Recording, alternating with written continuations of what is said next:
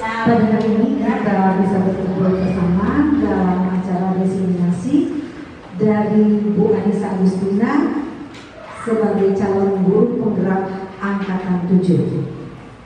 Kita merasa bangga mempunyai seorang teman yang menjadi guru penggerak. Ya. Bukan hanya untuk beliau, tujuannya itu untuk kita semua. Beliau bisa memberikan ilmu kepada kita. Diseminasi itu adalah memberikan ilmu yang sudah Bu Anissa dapat kepada kita semua agar kita menjadi tahu ya apa itu membangun budaya positif di sekolah. Nanti Bu Anissa akan menerangkan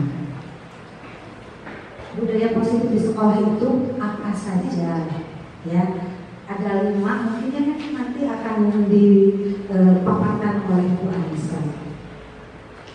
Di sekolah itu kalau disiplin anak itu bisa tidak yang pertama itu dipaksakan.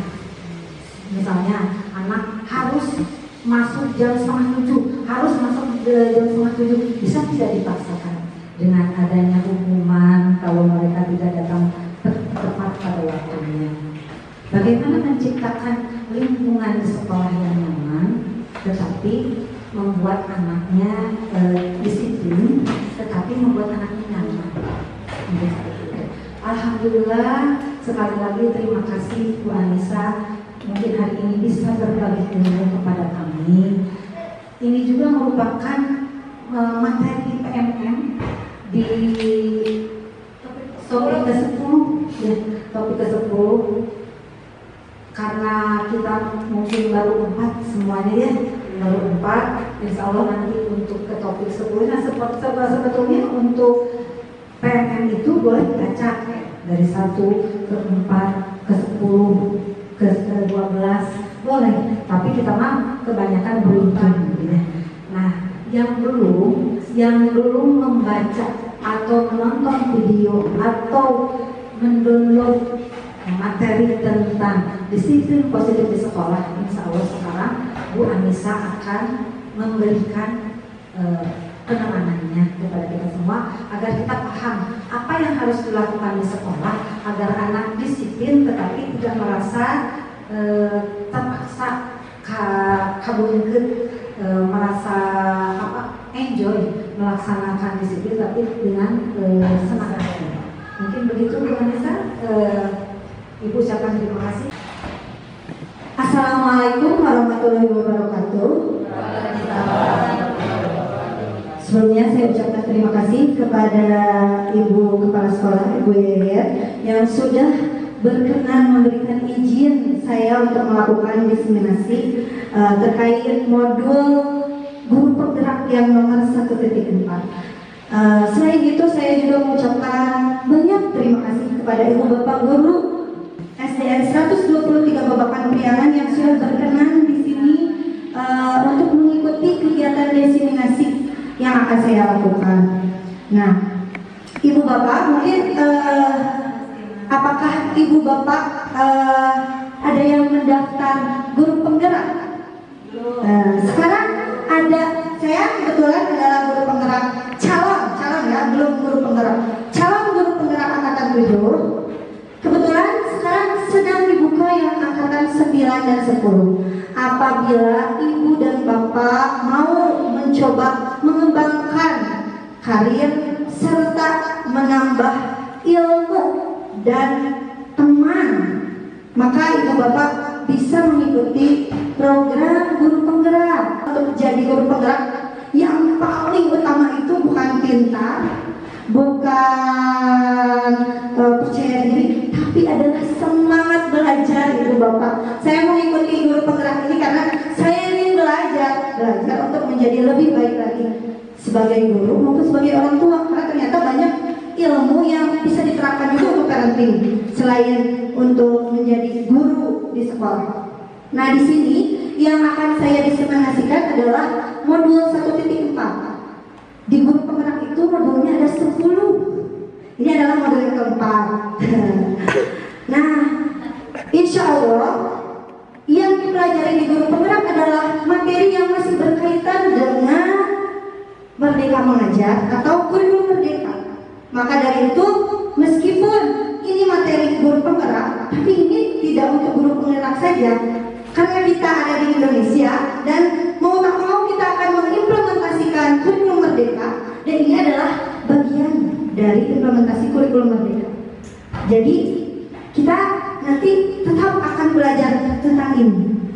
Mau di PMM, kalau ibu tidak mengikuti PMM pun saat pelatihan mungkin ibu akan berkenalan dengan materi ini.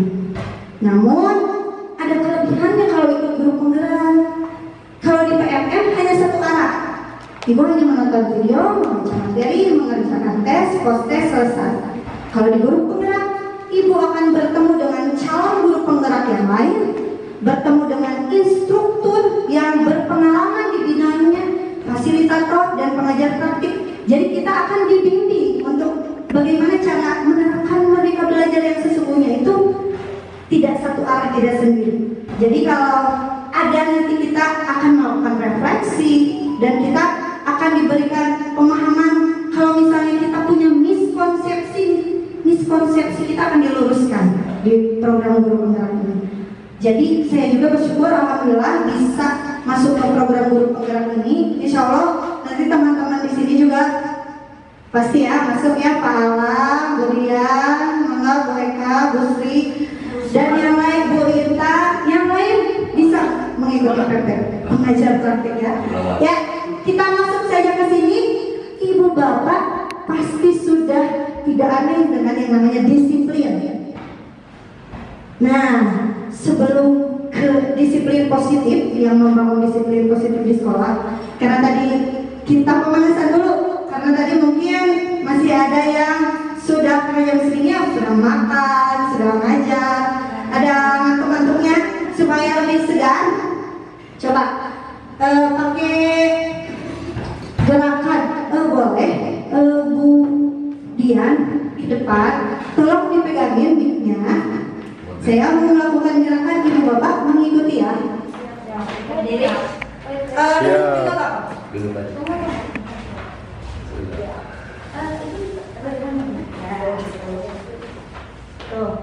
Satu jari kananku, satu jari kiriku, digabung jadi dua, ku buat jembatan.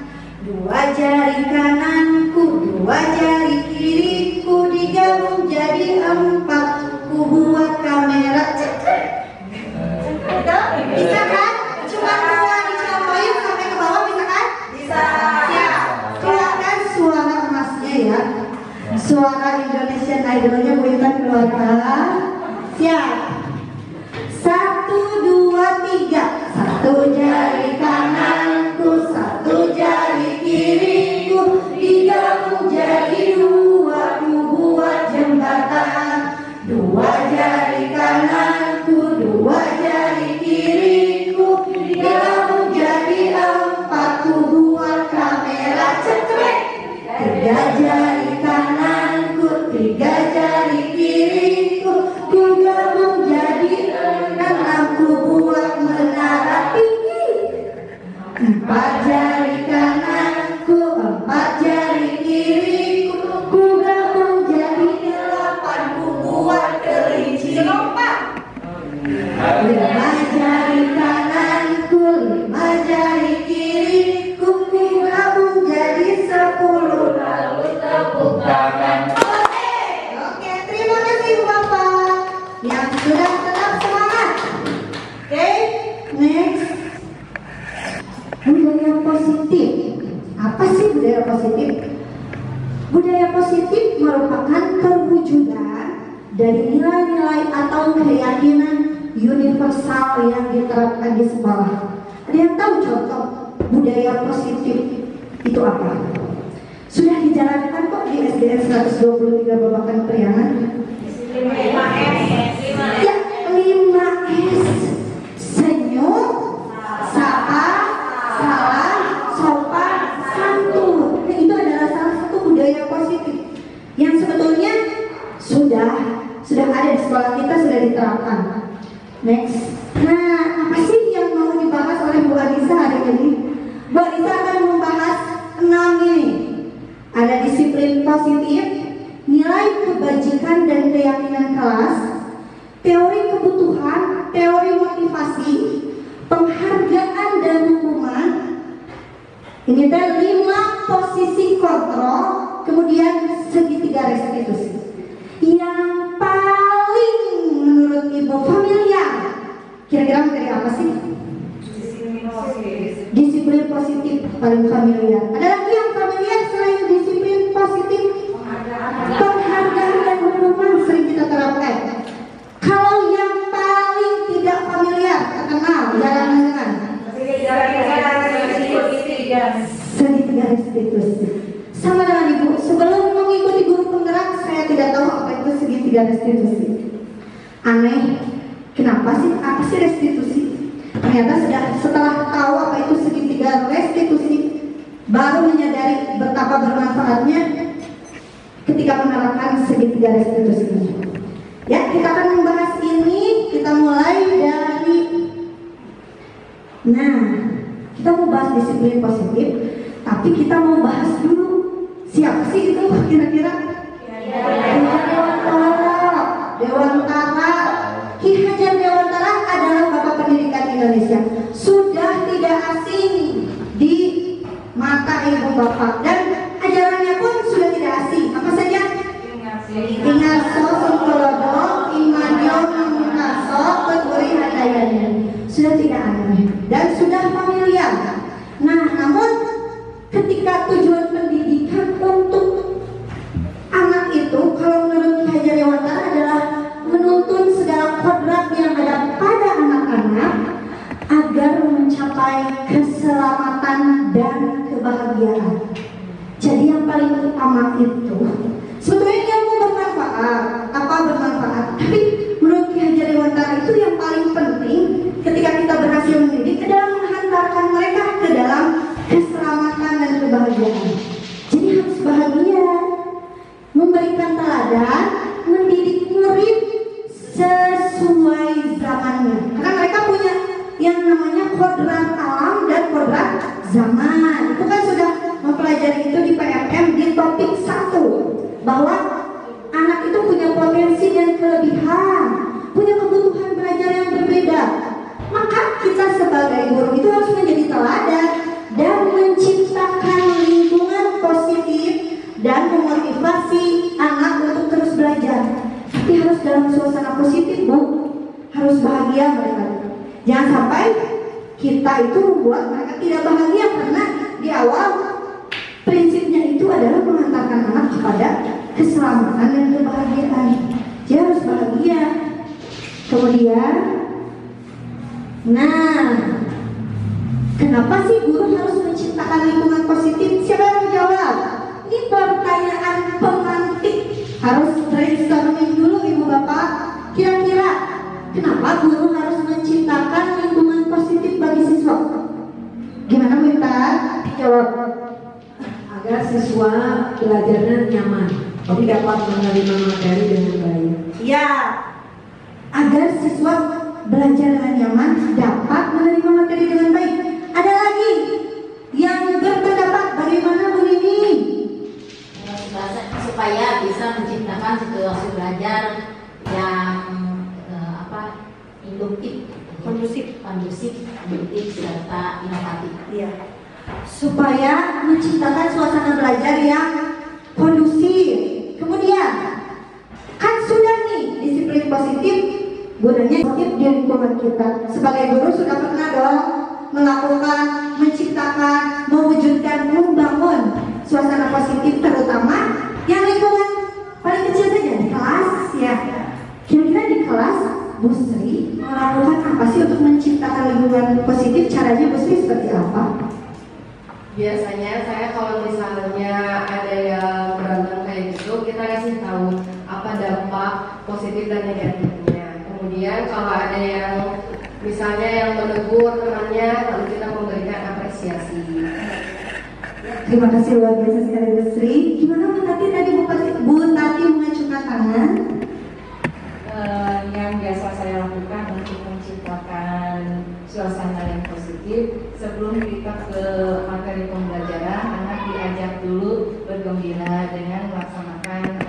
mungkin seperti yang tadi kita laksanakan di antaranya.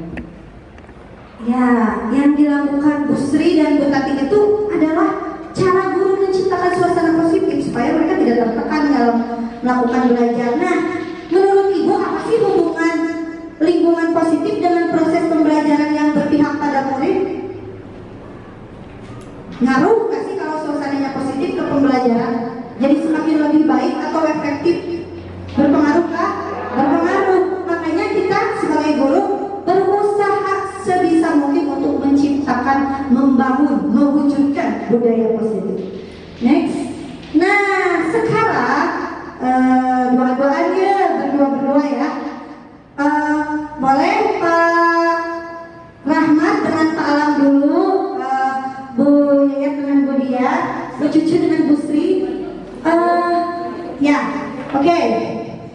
Ini ada A dan B, berarti yang di sebelah kanan saya, yang A, yang B, yang di sebelah kiri saya ini ya. Di tangannya ceritanya simpan menyimpan sesuatu yang paling berharga, misalnya Mas Antam. Misalnya cincin kawin. Nah, apa? Bayangkan di kepala tangan itu adalah sesuatu yang paling berharga dari Ibu. Yang sebelah B, yang sebagai orang B, harus mencoba sekuat tenaga membujuk yang A supaya membukakan tangannya.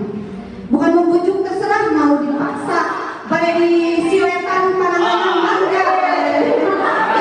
Mau diapakan terserah mangga, yang penting tujuannya adalah tangan si A terbuka. Si B menggunakan cara apapun agar tangan si A terbuka. Siap? Mangga, Rahmat si A si B. Siap? Silakan tangan A dikepal dan diberikan kepada si B. Kemudian silakan B mulai mengerahkan seluruh tenaganya untuk membuka tangan. Silakan. Bagaimana? Wujud tangga yang penting tujuannya adalah tangan si A terbuka. Si B menggunakan cara apapun agar tangan si A terbuka. Siap? Mangga, Rahmat si A si B. Siap. Silakan tangan A dikepal dan diberikan kepada si B. Kemudian silakan B mulai mengerahkan seluruh tenaganya untuk membuka tangan. Silakan. Bagaimana? Wujudnya silakan. Dibuka. Oke. Coba. Bagaimana? Terbuka tidak? Siapa yang paling kuat? Kita lihat siapa yang paling kuat yang membuka tangan atau enggak? Kita lihat. Oke. Tidak ada yang berhasil. Oke, ada yang oke. Dibuka. Oke. Coba. Bagaimana? Terbuka tidak? Siapa yang paling kuat? Kita lihat siapa yang paling kuat yang membuka tangan atau enggak? Kita lihat. Oke. Oke, ada yang oke. Waktu habis atau dikasih waktu lagi sudah? Sudah saja ya. Coba ada tidak yang berhasil membuka genggaman tangan? Tidak ada. Ada yang berhasil satu. Kebanyakan berhasil atau tidak? Tidak. Coba, Bu, kira-kira ini menunjukkan apa sih? Ini adalah menunjukkan suatu perumpamaan yang kita biasa lakukan di sekolah. Apa kira-kira ya? Ini adalah teori ilusi guru mengontrol murid. Murid, dia dengan sekuat tenaga mengepal tangannya, terus kita dengan aturan kita, kamu harus pakai baju ini, kamu harus pakai sepatu hitam, kamu harus pakai sepatu ini. Tapi kalau dianya tidak mau membukakan tangannya, dia tidak mau, kecuali memang bujuk rayu kita berhasil ya. Apakah tadi ada yang bujuk rayu kita berhasil? Ada yang menggunakan perayuan tidak? Semuanya menggunakan kekerasan.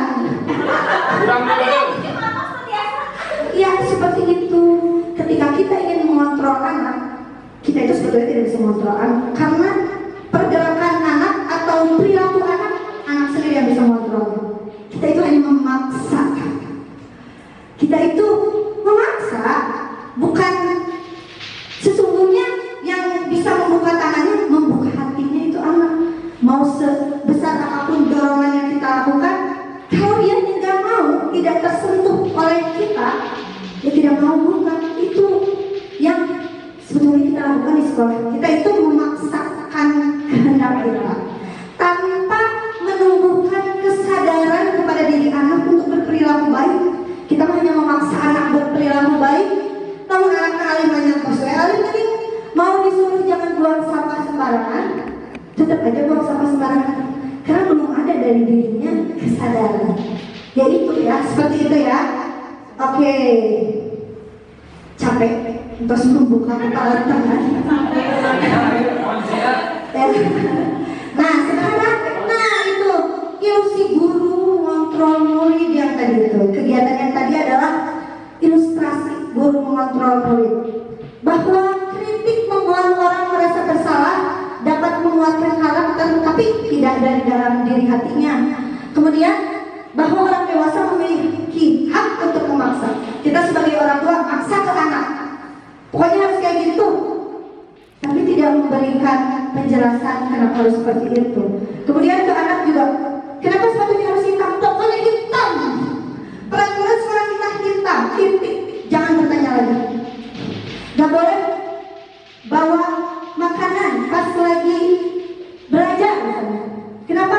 Gak boleh, ibu bisa minta. Kemahatan. Gak boleh, itu mengganggu kenyamanan dan ketertiban. Harus, kalau ke anak itu harus sesuatu yang logis, harus alasannya kuat. Jangan, ya udah dari sananya. Pokoknya mah gitu atau tertib. Nah, ya, tidak seperti itu. Next, kemudian, kira-kira apa yang ada di benak ibu, bapak jika mendengar kata disiplin? Silakan Pak Alam. Apa ya disiplin? Di benaknya langsung muncul apa? Sekuat tenaga untuk dilakukan. Sekuat tenaga untuk dilakukan. Ya. Kalau Bu Tira? Semuanya Tertib. Kalau Pak Rahmat nih? Assalamualaikum warahmatullahi wabarakatuh.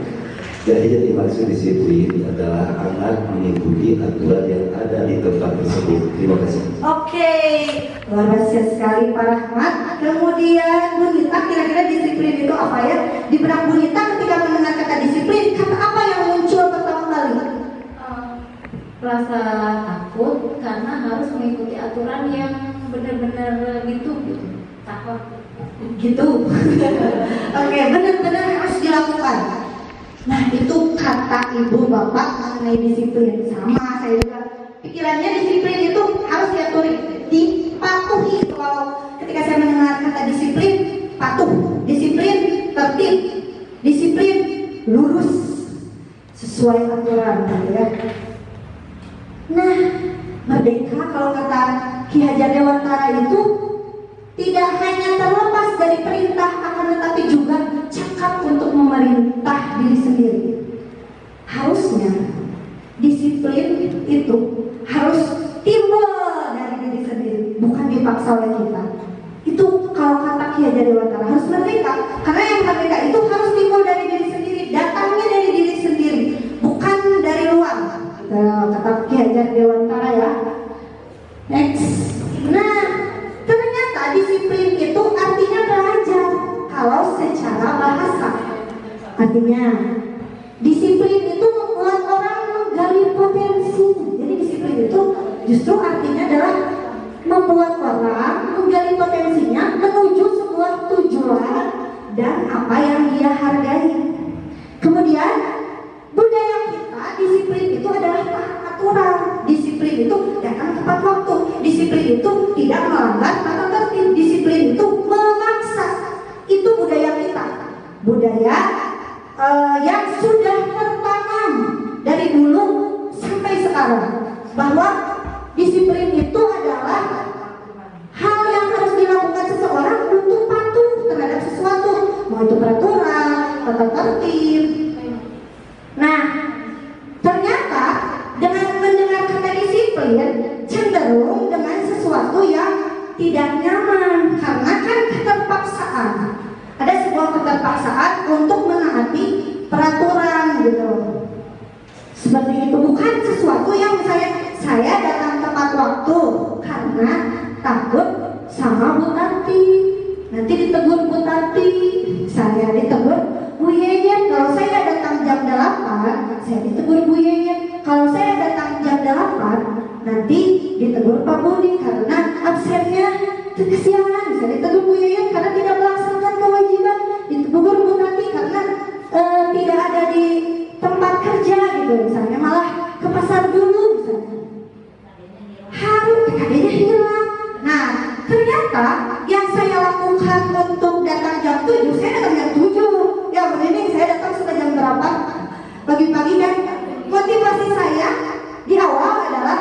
sieun TKD kapotong.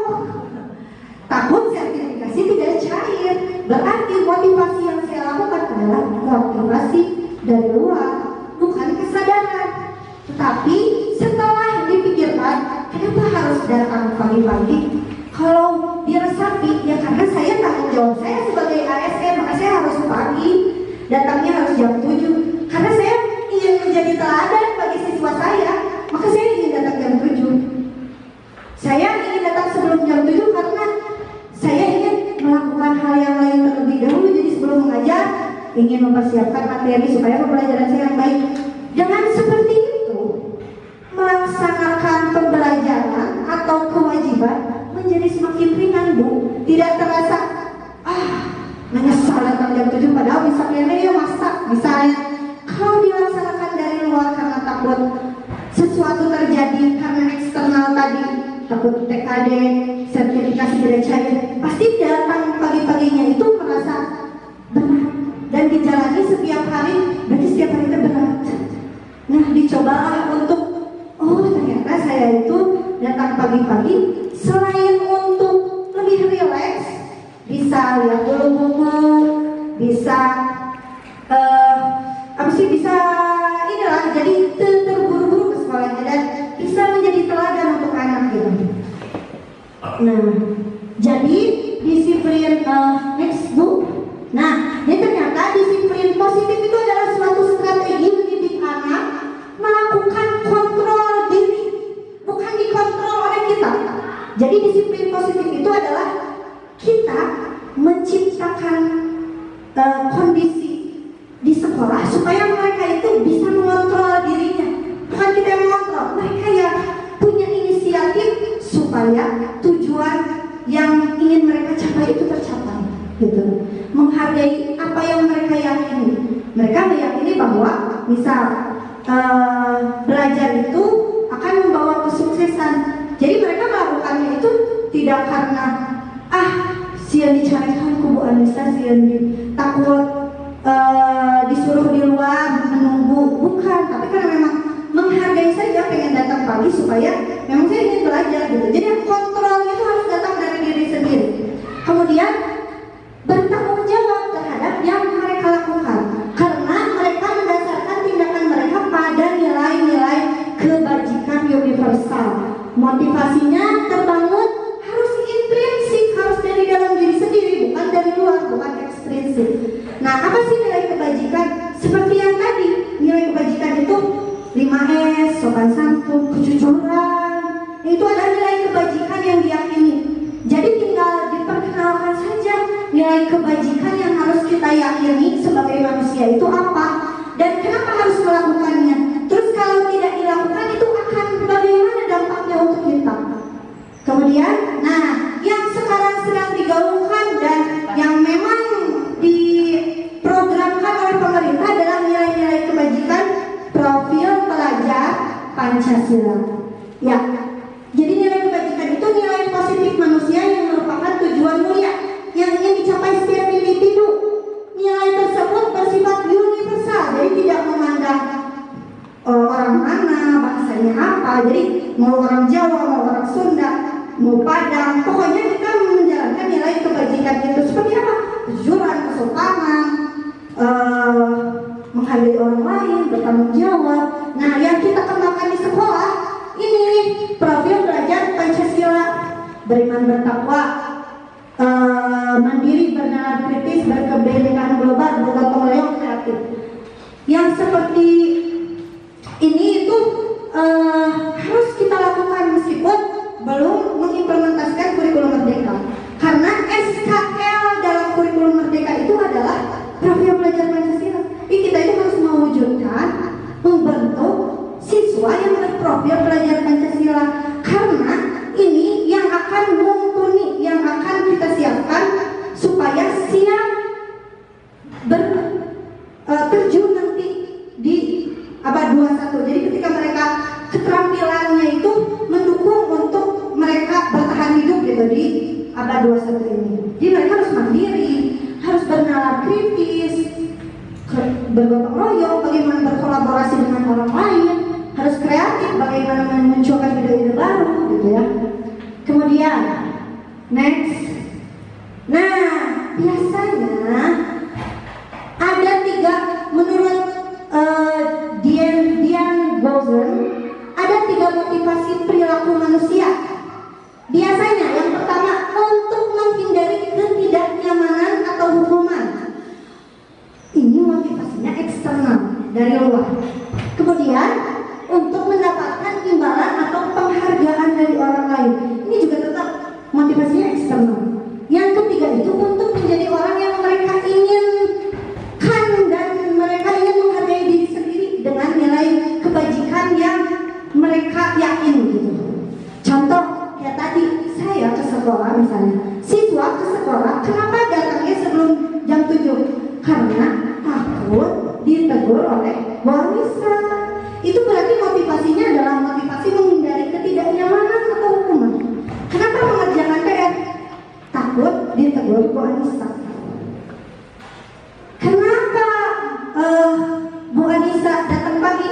Karena ingin diberi penghargaan oleh Bu Yaya. Berarti itu yang kedua, ingin mendapatkan imbalan dan penghargaan. Tidak dari dalam sendiri. Suatu saat Bu Yaya tidak memuji saya. Apa yang saya lakukan? Saya sudah datang ke jam siapa?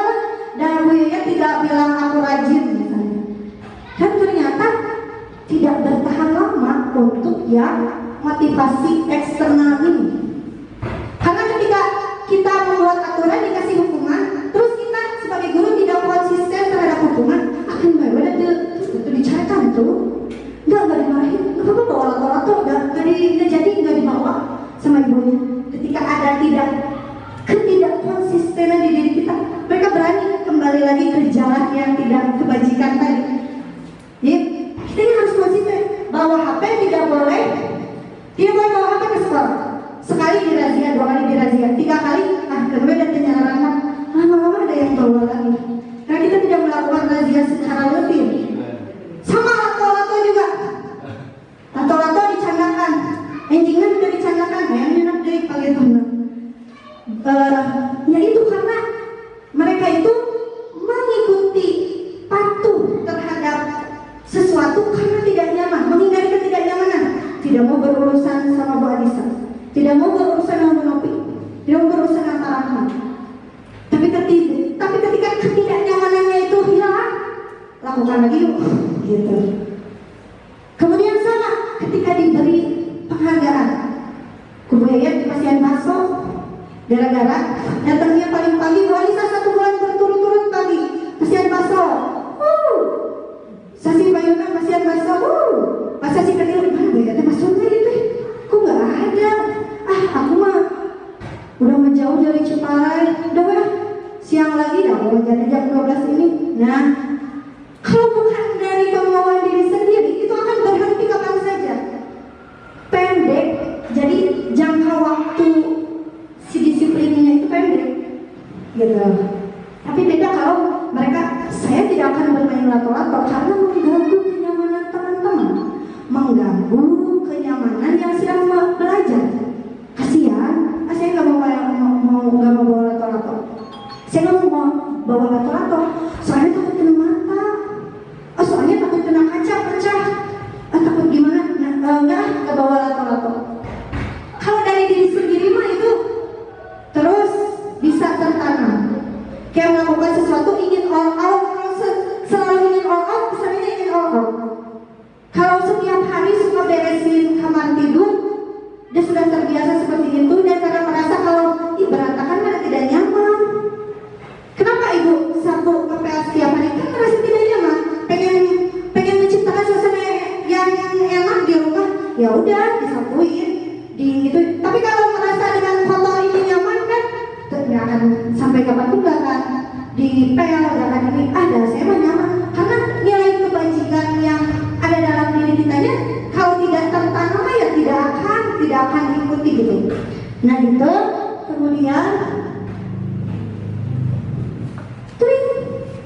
nah ternyata kalau di kurikulum merdeka itu di kelas itu bukan peraturan kelas namanya, tetapi keyakinan kelas, atau ada yang lebih kenal dengan kesepakatan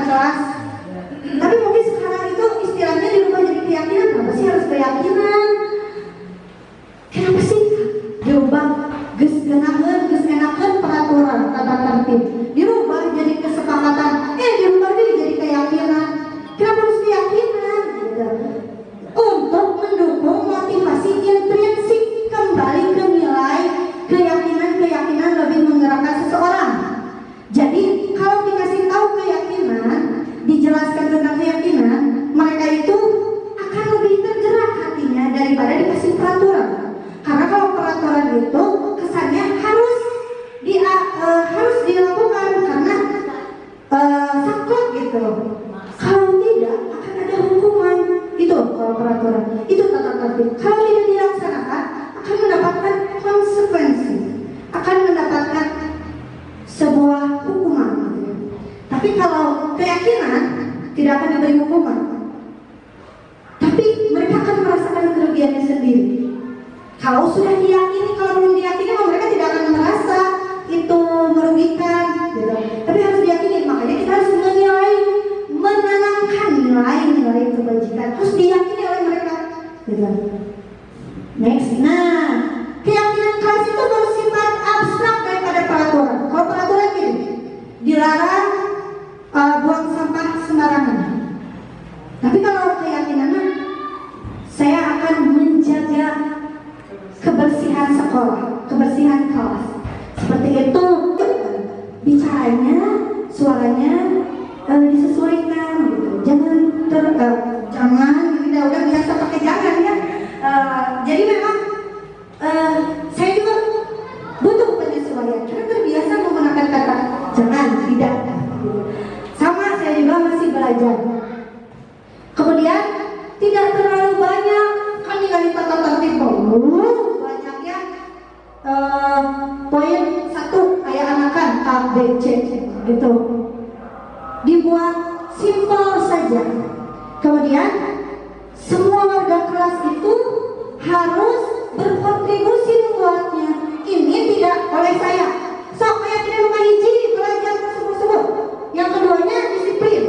Nah tidak seperti itu. Tapi anak-anak itu diajak diskusi untuk menentukan ini.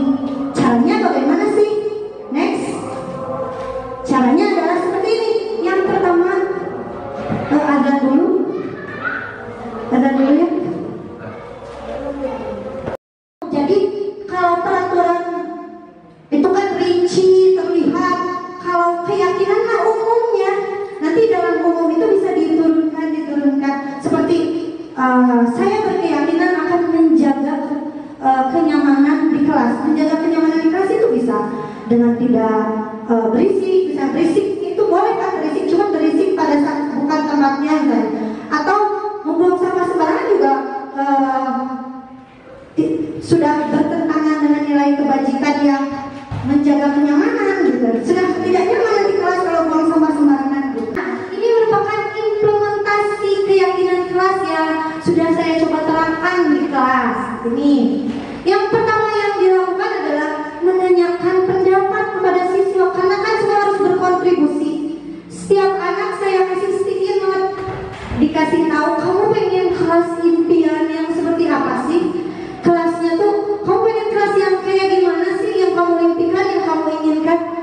Semuanya nulis. Ada yang ingin kelas seru, asyik, ada yang nulis seru, asyik, nyaman, ada yang nulis tertib, ada yang nulis indah, ada yang nulis bersih. Pokoknya semuanya dikumpulkan. Setelah semua siswa menuliskan kelas impiannya, saya tanya nih, next, saya tanya, nah bagaimana sih cara kalian supaya kelas impian kamu tuh terwujud? Gimana sih caranya? Bentar, tadi ke depan lagi. Tadi saya ingin kelas yang indah. Langsung saya mendekorasi kelas, menjaga keindahan kelas. Tadi yang nulis bersih, menjaga kebersihan. Tadi yang nulis tertib, saya tidak akan berisik. Mereka masih menggunakan kata tidak membuang sampah sembarangan. Mereka menulis cara mewujudkan kelas impian mereka. Semua anak disuruh nulis, ditempel. Kemudian oleh saya dilihat, nah yang sama dengan bahasa yang berbeda. Misalnya ada yang ingin kelasnya bersih, ada yang ingin kelasnya rapi, ada yang ingin kelasnya nyaman. Oh, itu berarti nilai kebajikannya itu apa? Lalu menjaga, kira-kira supaya kelas ini harus kayak gimana? Menjaga kebersihan. Oh, berarti nilai kebajikannya ada menjaga kebersihan. Oh, berarti keyakinan keras kita yang pertama adalah menjaga kebersihan kelas. Tahu kan yang harus dilakukan? Kamu juga, ibu tidak akan melarang kamu buang sampah sembarangan. Buang saja sampah sembarangan. Nanti ibu akan tanya, apakah kamu senang dengan sampah di sekitar kamu? Apakah kamu tidak keberatan kalau kamu digigit nyamuk? Gitu aja, gak usah dimarahin. Saya tak mau sembarangan, ayo masuk. Rumah saya. Nah, coba saya setiap hari itu Bu dikelas sama, hei jangan. Sebetulnya jangan wae. Jangan teh apa emang bahasa Jawa? Sayur. Nah, oh jadi enggak, sekarang dirubah budayanya, dirubah cara menyampaikannya. Ada yang coret-coret nih di meja. Kamu coret-coret di meja gambar siapa ini gambar kamu? Apakah kamu tidak punya kertas untuk menggambar? Punya Bu. Apakah menurut kamu ini baik? Enggak Bu. Apakah menurut kamu ini pantas, indah? Enggak Bu. Kamu pengennya kelasnya kayak gimana? Indah Bu. Apakah ini termasuk kegiatan yang menjadi keindahan? Enggak Bu. Jadi pikirkan apa yang harus kamu lakukan. Oh Ibu maaf ya, enggak lagi deh.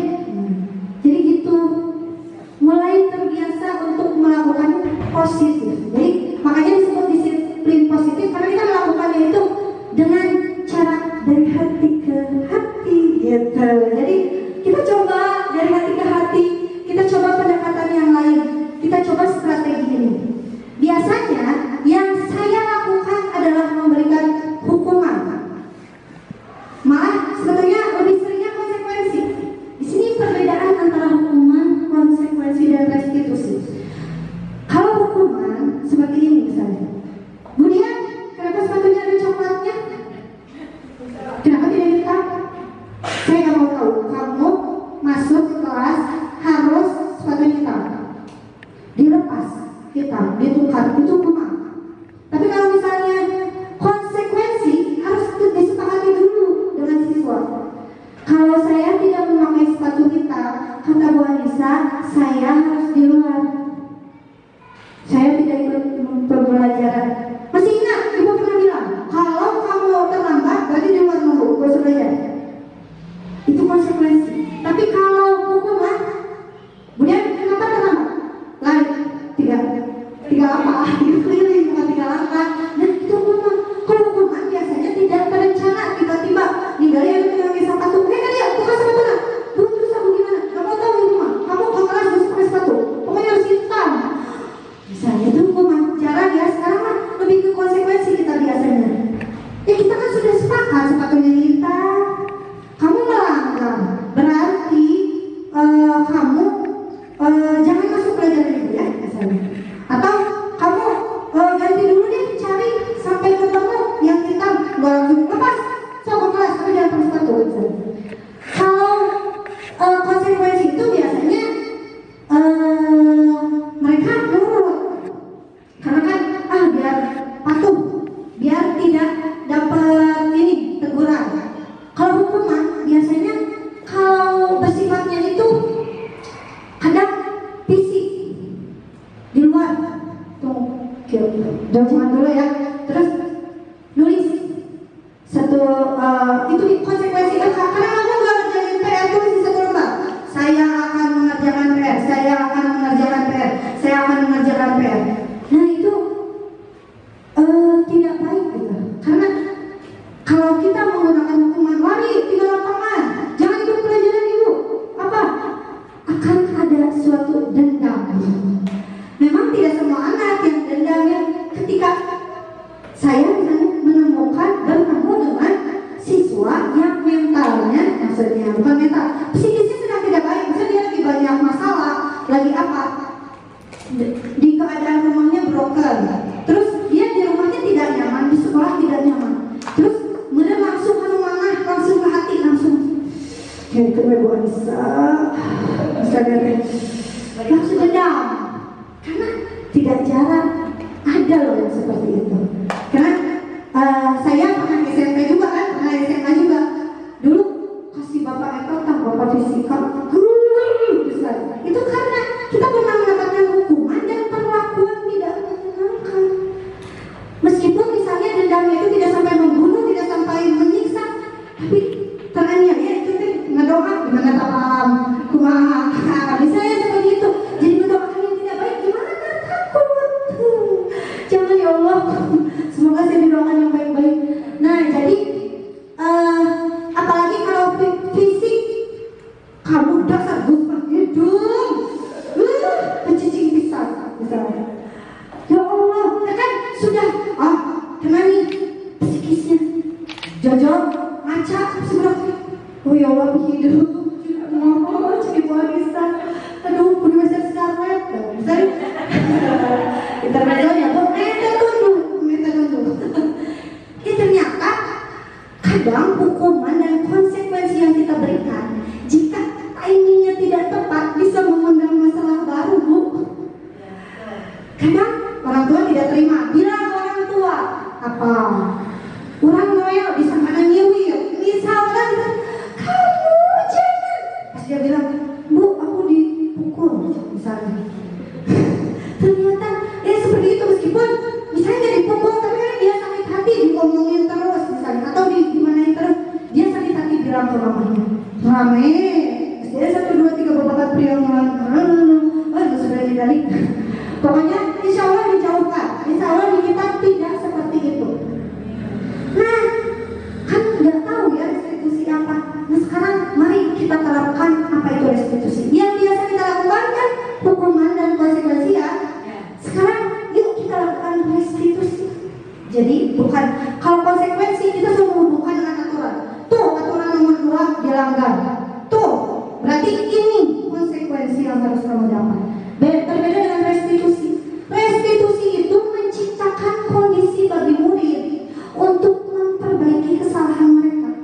Jadi mereka dibikin sadar dulu, kamu salah, tapi tidak apa-apa. Yuk kita bangkit lagi, yuk kita berbuat baik, yuk kita tidak melakukan kesalahan, kita belajar dari kesalahan. Tidak apa-apa salah, wajar manusia, tidak mungkin tidak salah. Jadi mereka itu merasa dihargai. Yang kedua, dah mana, dah kamu, dah kiu, wah mami mikiannya, jangan. Jangan, kita harus menengahi, jangan sampai satu orang yang kita salahkan, yang satu kita bela. Dan kadang ketika ada yang berantem, ada yang mulai gitu kan, ada yang satu orang yang gimana, ya kita harus mendengarkan dulu mereka. Kenapa mereka berbuat seperti itu gitu? Kenapa mereka berbuat kesalahan? Biarkan mereka menceritakan alasan mereka melanggar kebajikan, melanggar nilai yang mereka yakini. Ceritakan kenapa dia tidak memakai sepatu hitam. Bu Anissa, saya tidak memakai sepatu hitam karena tadi malam saya nonton bola. Barusan pagi-pagi kesiangan, saya tidak lihat sepatunya warna apa, langsung berangkat. Oh, Budian tidak apa-apa melakukan kesalahan. Kira-kira nilai kebajikan apa? Keyakinan apa yang Budian langgar bisa sampai tidak memakai sepatu dengan sebagaimana mestinya. Oh, saya tidurnya terlalu malam gitu. Jadi kalau anak-anak, kenapa kamu kesiangan? Coba tanya dulu alasan kesiangannya apa. Karena belum tentu alasan kesiangannya negatif. Meskipun negatif, kita dengarkan dulu, gak apa-apa. Oh, kira-kira kalau itu boleh nggak misalnya? Ibu bapak kamu tahu nggak? Kalau kayak gitu benar nggak sih misalnya? Kamu nonton TikTok sampai jam 2, apa itu betul? Apa kamu tidak merasa nyaman tidak kalau kamu tidur jam segitu? Kalau dilakukan secara berulang-ulang, baik tidak untuk kesehatan kamu? TikTok mah benar, malah benar, wah gitu. Tapi kita ingatkan, ini bobo jam segini teh boleh nggak gitu. Dia lebih ke kenapa kamu melakukan itu? Apakah perbuatan yang kamu lakukan itu betul? Apakah perbuatan yang kamu lakukan itu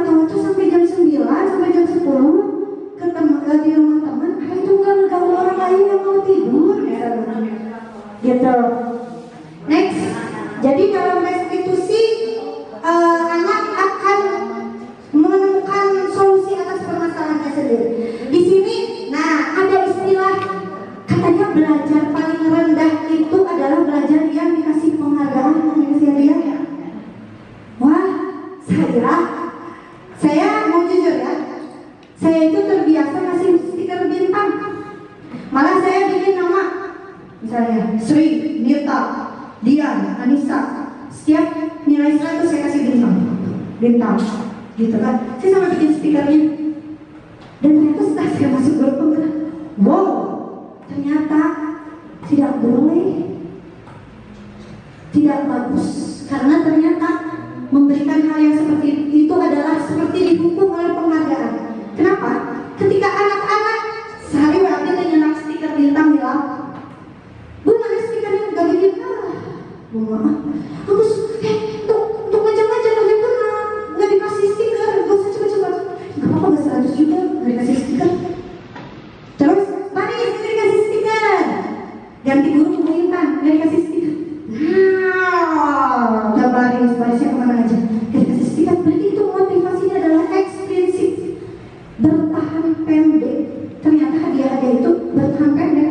Makanya disebut belajar paling rendah itu adalah belajar untuk mendapatkan hadiah. Tapi beda dengan belajar, ya saya ingin bisa, beda, itu akan bertahan lama. Dan anaknya itu akan terus belajar. Kan suka ngeliat, nah dia berarti udah dilesin, udah dikasih motor, udah dikasih laptop misalnya. Pas SMA tuh nilainya terbuntut. Jadi itu karena tidak ada motivasi dari dalam dirinya. Yang harus kita tumbuhkan adalah motivasi intrinsik, bukan ekstrinsik. Jadi ketika kita memberikan hadiah atau penghargaan, itu akan berjangka pendek, bisa berjangka panjang, tapi konsisten terus kasih bintang. Jangan sampai nggak kasih bintang, lelah kita lama-lama. Harus menyediakan itu, harus ngasih hadiah, rewardnya itu adalah apresiasi, pujian dari kita. Dan pastikan setiap siswa mendapatkan itu, mendapatkan reward, mau berapapun nilainya. Kita lihat, kemarin dia betulnya 3, hari ini betulnya 5. Kamu mah dari kemarin nilainya sedikit terus 5, kecil terus. Coba ibu kita lihat, kamu betulnya 3, sekarang 5, kamu hebat ya. Kemarin masalahnya 7, sekarang mah salahnya udah sedikit, lebih sedikit, ya Bu. Nanti bacanya lebih ini lagi, ya Bu. Beda kalau dengan, kamu jelek nilainya, gitu. Kemudian penghargaan itu menghukum. Ketika kita tidak ngasih hadiah itu, nanti ada kekecewaan. Atau ketika sudah mau dikasih hadiah, mereka gagal, tidak mendapatkan nilai 100. Saya mau kasih bintang 200. Ayo latihan selanjutnya. Mau terus 100. Jadi bintangnya nggak sama kayak situ, nggak sama. Aku jadi lebih sedikit. Jadi timbul yang namanya kegagalan untuk yang tidak mencapai itu. Untuk yang mencapai mungkin ya 100 dapat bintang, itu ada sebuah kepuasan tersendiri. Tetapi untuk yang gagal, kita akan membuat mental orang-orang yang tidak sesuai target kita adalah menjadi orang yang gagal. Mau anak kita punya mental orang yang gagal? Makanya kenapa nggak ada ranking itu, menghindari kompetensi itu. Jadi mereka harus belajar itu bukan karena dapat ranking 1, karena memang belajar itu harus belajar itu untuk kita, untuk bekal kita gitu. Kemudian penghargaan itu merusak hubungan. Jojol, sok yang tadinya baik sama saya kan sering kasih bintang, tiba-tiba nggak dikasih bintang karena nggak dapat 100. Jojol nggak balas deh. Kenapa itu deh? Anaknya jadi nggak semangat seperti biasanya, gak mau ngajak ngobrol ke saya gara-gara bintangnya nggak dikasih. Merusak hubungan. Kalau tidak sesuai ekspektasi dia kecewa gitu. Kemudian menurunkan kualitas. Kayak tadi, bisa aja menghalalkan segala cara untuk dapat bintang. Nyampe tahun ini kata Bu Intan, supaya dapat bintang. Itu kualitas pembelajarannya hilang gitu. Mengurangi motivasi intrinsik, karena motivasi yang paling besar adalah ekstrinsik untuk mendapatkan hadiah. Begitu, next. Nah, ternyata ketika anak melanggar suatu keyakinan atau tadi kesepakatan atau tata tertib, biasanya itu karena kebutuhan dasarnya itu tidak terpenuhi. Kebutuhan dasar manusia itu ada 5, tahu kan? Apa aja itu? Ini bertahan hidup, sana makan apa? Kasih sayang, kemudian kebebasan, kesenangan, kemudian penguasaan. Ketika satu kebutuhan tidak terpenuhi, maka akan melanggar dia. Contoh, kayak kenapa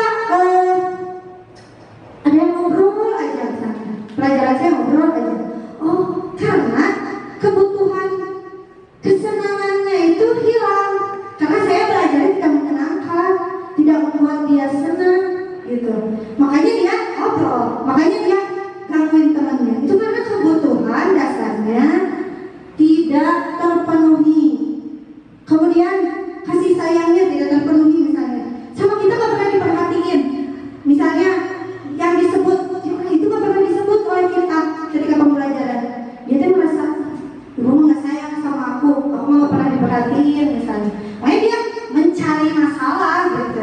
Ketika kebutuhan dasar tidak terpenuhi, dia mencari masalah.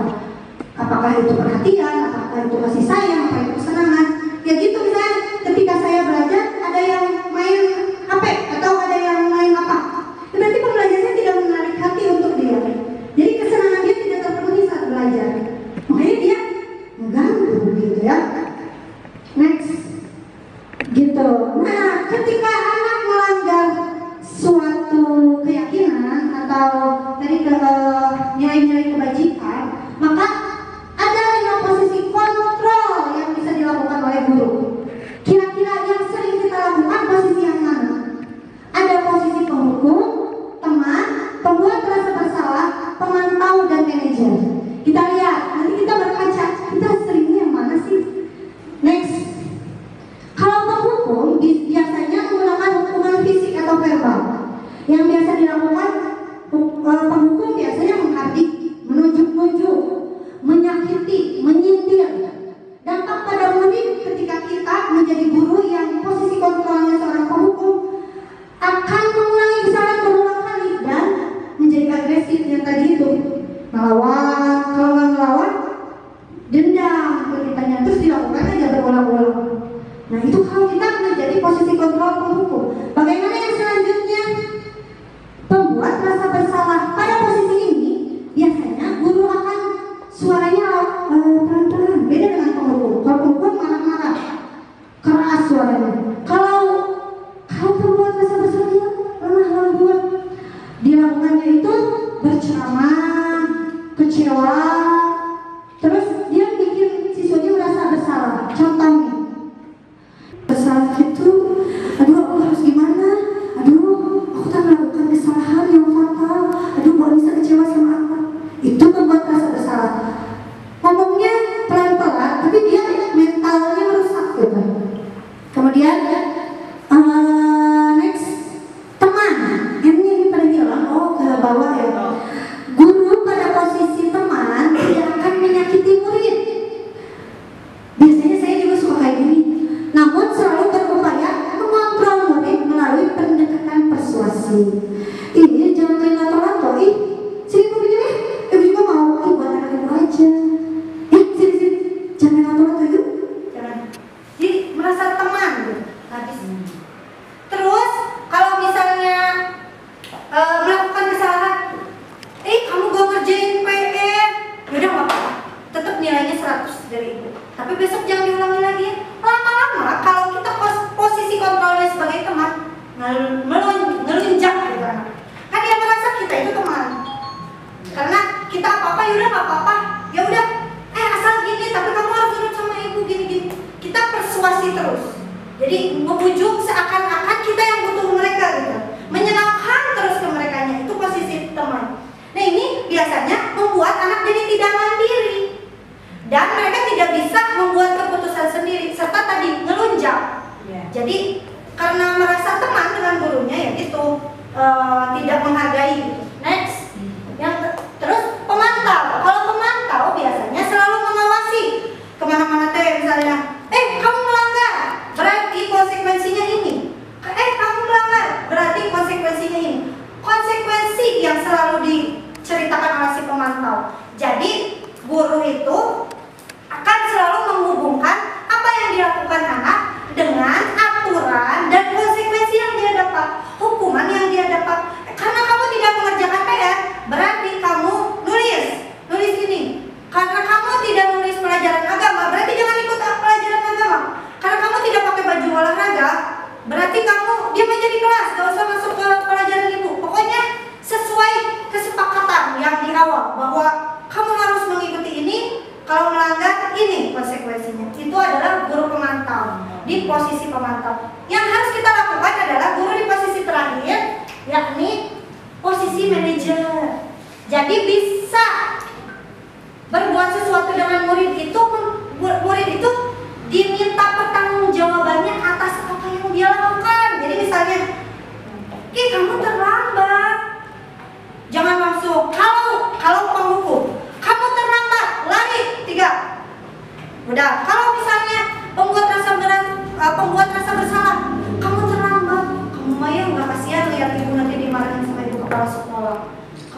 tidak menjalankan peraturan, nanti mau ya ibu dimarahin sama kesiswaan. Itu membuat rasa bersalah. Kalau yang teman, kamu terlambat, sini cepat kesini kaburnya, jangan sampai kelihatan sama Bu Tati, jangan sampai kelihatan sama ibu kepala sekolah. Itu yang posisi teman. Yang posisi pemantau, diingatkan. Pemantau masih rada geni ya, karena dia selalu mengingatkan dengan ini aturan kita tidak boleh ini. Tahu kan hukumannya apa? Apa hukumannya kalau terlambat? Kamu harus pulang lagi. Pulang ya? Pulang. Itu yang pemantau. Tapi kalau posisi manajer, ditanya dulu, kenapa kamu terlambat? Nonton TV Bu sampai malam. Boleh tidak menonton TV sampai malam? Tidak berkira-kira apa sih? Rugi tidak kalau kamu terlambat? Rugi tidak kalau tidurnya terlambat? Jadi lebih ke mereka berpikir, perbuatan yang saya lakukan ini akan menimbulkan ini, akan menimbulkan itu. Kerugian untuk saya apa? Kerugiannya apa? Jadi ke diri sendirinya aja. Kira-kira, kalau sudah seperti itu, apa yang harus kamu lakukan supaya kamu tidak terlambat? Boleh Bu nonton, tapi mungkin sampai jam 8. Nah, itu lakukan. Jadi kita tidak memberikan solusi. Yang memberikan solusi mereka. Kita itu hanya sebagai manajer. Kita memfasilitasi mereka untuk mereka mencari solusi sendiri atas permasalahan mereka sendiri. Ini yang dinamakan segitiga restitusi. Jadi kita ada di posisi manajer. Ini penerapan segitiga restitusi. Yang pertama yang harus dilakukan oleh seorang guru ketika murid melakukan kesalahan adalah menstabilkan identitas. Membuat anak yang merasa gagal karena berbuat salah menjadi positif terhadap dirinya. Misal nyontek, kamu nyontek, kamu tidak baik. Kalau gitu dia semakin udah melakukan kesalahan, semakin merasa bersalah, semakin merasa dia jadi gagal. Tapi ketika kamu kenapa tidak nyontek, tidak belajar, oh jadi kamu nyontek karena tidak belajar. Iya, kamu merasa perbuatan kamu salah tidak salah. Ya sudah, tidak apa-apa. Nah, namanya manusia pasti pernah melakukan salah. Sudah tahu perbuatan menyontek itu salah. Tahu, ya diingatkan bahwa itu salah. Belum. Nah ini. Oh iya udah. Ya. Kemudian jadi gitu. Bapak Ibu juga sama pernah berbuat salah. Kita pasti bisa menyelesaikan permasalahannya. Kira-kira kalau kita menyontek supaya kita tidak menyontek lagi, kayak gimana belajar? Oh iya. Jadi mereka mencari solusinya sendiri. Harus bagaimana supaya tidak nyontek. Nah, jadi tidak menyalahkan dirinya. Next. Kemudian memvalidasi kebutuhannya. Kamu bisa saja melakukan hal yang lebih buruk, tapi kamu tidak melakukannya. Seperti misalnya yang berantem di Ciwit misalnya. Kamu tadi cubit ya, cubit Radit ya. Padahal kamu tadi sebenarnya bisa nunjuk Radit, tapi alhamdulillah kamu tidak nunjuk Radit, tapi kamu mencubit Radit. Nah, kenapa kamu melakukan itu? Oh iya, saya kesel sama Radit karena Radit gini-gini. Nah, tidak boleh ya mencubit itu, tapi untuk kamu tidak sampai melukai fisiknya sampai segini. Sekarang Raditnya kesakitan, tapi mungkin tidak seberapa. Kamu kesal sama Radit karena apa? Dikasih tahu kayak, oh dianya pertama kalinya kayak gini. Jadi dia itu tidak akan merasa dia salah sendiri gitu. Harus oh kamu pasti punya alasan kenapa kamu cubit Radit. Iya soalnya dia bilang aku botak. Oh iya, mengejek ya, tidak boleh ya mengejek. Itu berarti melanggar nilai kebajikan. Kamu juga mencubit. Apakah itu melanggar? Iya melanggar apa? Nilai kebajikan apa yang kamu langgar? Tidak menghargai teman misalnya. Tuh kamu mencubit tidak menghargai teman. Berarti kamu nanti tidak boleh seperti itu ya. Seperti itu. Jadi tuh bagaimana maukah kamu belajar cara lain untuk mendapat yang kamu butuhkan tanpa harus memukul, tanpa harus mencubit? Tadi gimana sih kira-kira gitu biar Raditnya tahu bahwa perbuatan Radit salah. Apakah kamu bisa melakukan itu? Maksudnya apakah kamu nanti bisa menghargai teman lagi nanti untuk kedepannya? Tidak, kalau sakit hati misalnya disebut diejek, apakah kamu akan mencubit lagi? Tidak akan misalnya. Sampai dianya berjanji gitu bahwa tidak akan melakukannya lagi. Next. Nah nanti ditanya nilai-nilai kebajikan apa yang sudah kamu langgar. Kayak tadi mencubit, oh berarti nilai kebajikan yang dilanggar itu adalah menghargai teman. Kamu ingin kelas kita kan sudah membuat keyakinan kelas. Kelas seperti apa yang kamu inginkan? Kira-kira keyakinan kelas apa yang sudah kamu langgar? Bagaimana supaya terwujud lagi keyakinan kelas ini? Kamu pengen jadi anak seperti apa? Misalnya, kamu pengen jadi anak yang dicap suka mukul, suka nyubit, gak mau ya. Makanya harus dihindari gitu. Next. Nah, sudah. Jadi itu segitiga restitusi itu.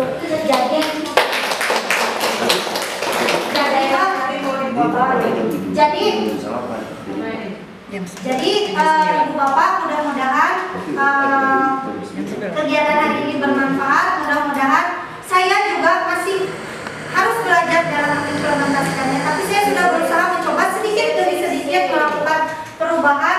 Bagaimana cara mendisiplinkan siswa, bagaimana cara membuat disiplin positif di sekolah dan di kelas.